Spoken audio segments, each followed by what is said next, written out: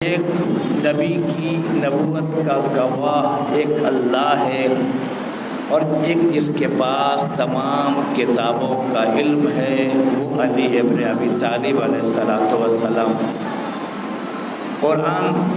قرآن ثابت ہے، علی ابن ابی طالب علیہ السلام قرآن ناطق ہے۔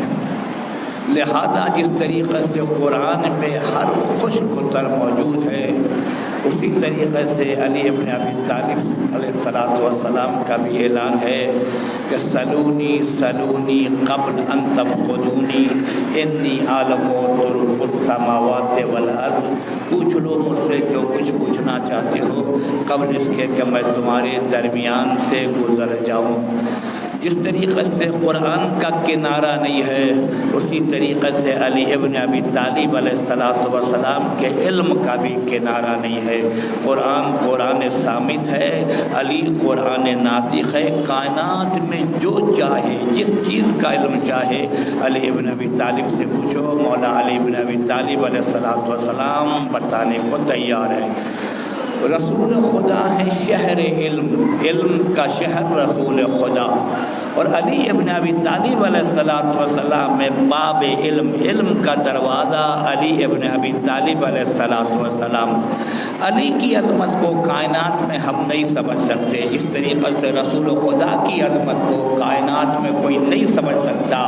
اللہ خالق ہونے میں یکتا ہے، اسی طریقے سے ہمارے اور آپ کے آخری نبی احمد مصطفیٰ حضرت محمد مصطفیٰ صلی اللہ علیہ وآلہ وسلم مخلوق ہونے میں یکتا ہے، رسول یکتا۔ بارہا کہہ چکا ہوں، رسول خدا کا کوئی کمپیئر نہیں ہے، رسول خدا مخلوق ہونے میں یکتا۔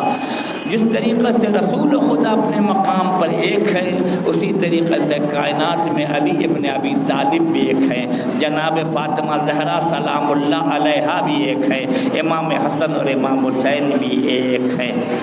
سوال یہ پیدا ہوتا ہے کہ علی ابن ابی طالب علیہ السلام کو آپ نے دیکھا ہے، توجہ چاہتا ہوں، ہم لوگوں نے اور آپ نے علی ابن ابی طالب کو دیکھا ہے، ہم نے رسول خدا کو نہیں دیکھا، ہم نے امام علی علیہ السلام کو نہیں دیکھا، ہم نے امام حسن حسین کو نہیں دیکھا علی و فاطمہ کو ہم نے، اور ساتھ ہی ساتھ جس طریقے سے علی کو نہیں دیکھا، اسی طریقے سے علی ابن ابی طالب کے دشمنوں کو بھی ہم نے نہیں دیکھا کہ مولا کے دشمن کون ہے، نہ مولا کو دیکھا نہ مولا کے دشمن کو دیکھا۔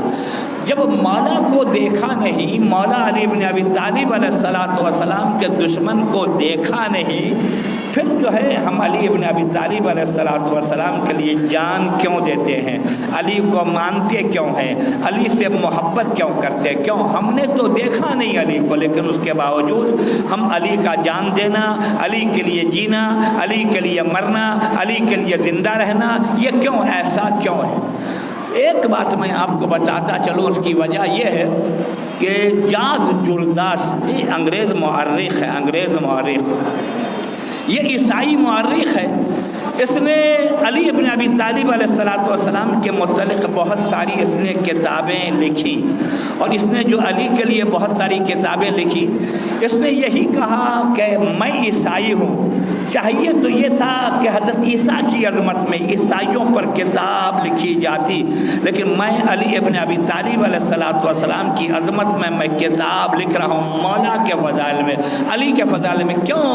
اس لیے کہ میں نے ریسرچ کیا، مجھے پتہ چلا علی کے حق میں ناانصافی ہوئی ہے۔ درود بھیجیے محمد اور آل محمد علیہ السلام۔ علی کے حق میں ناانصافی ہوئی۔ عیسائی کہتا ہے کہ علی کے ساتھ انصاف سے کام نہیں لیا گیا، علی کے حق میں ناانصافی ہوئی اس اعتبار سے۔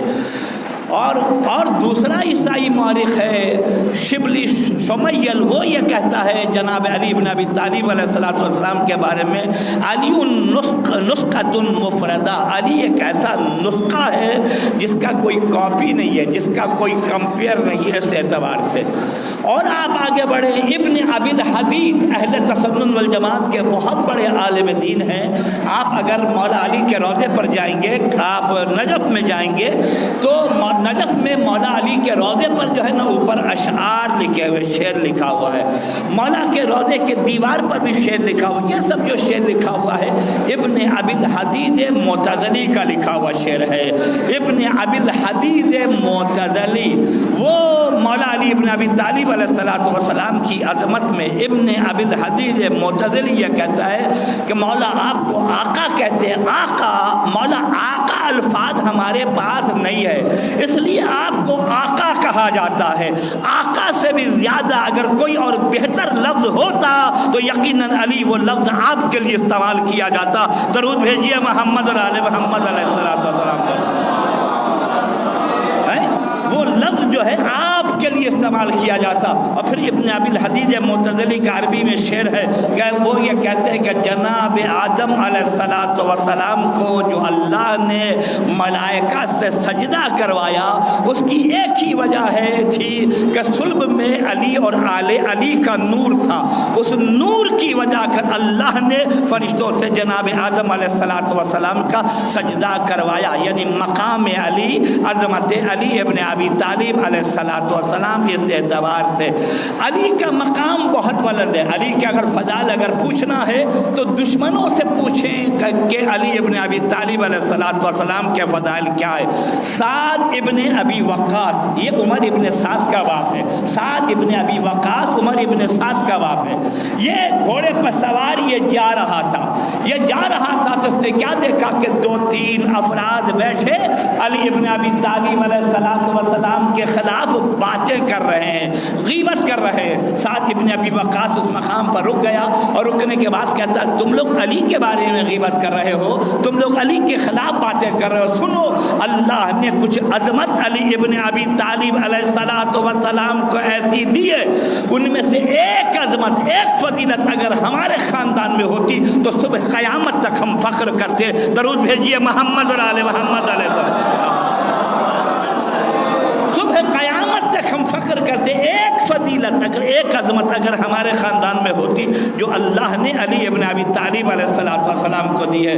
उसके बाद वो कहता है कि वो एक अज़मत अली की क्या है कि जब सूरह तौबा नादिल हुआ, नादिल होने के बाद सूरह तौबा रसूल खुदा ने किसी को दिया, ले जाओ और काफिरों को इन सूरह तौबा को पढ़ के सुनाओ। तो फ़ौरन जिब्रील अमीन नादिल हुए और जिब्रील अमीन ने नादिल होकर कहा या रसूल अल्लाह आप जाएं या आप अपने नफ्स को भेजें, आप जाएं या आपका नफ्स जाए। इस एतबार से जब ये कहा कि आप जाएं या आपका नफ्स जाए तो रसूल खुदा ने क्या किया, अली इब्न अबी तालिब अलैहिस्सलातु वस्सलाम को भेजा और कहा कि अली तुम उस सूरे को ले लो, तुम लेकर चले जाओ और वो उन्हें जो पहले लेकर गए थे उन्हें भेज दो। ये जब वापस आए तो वापस आने के बाद इन्होंने अल्लाह के रसूल से कहा कि अल्लाह के रसूल आपने हमें बुला लिया, अली को भेज दिया। नबी ने कहा हमने नहीं बुलाया है, खुदा ने बुलाया है, खुदा ने भेजा है। दरूद भेजिए मोहम्मद और आले मोहम्मद का।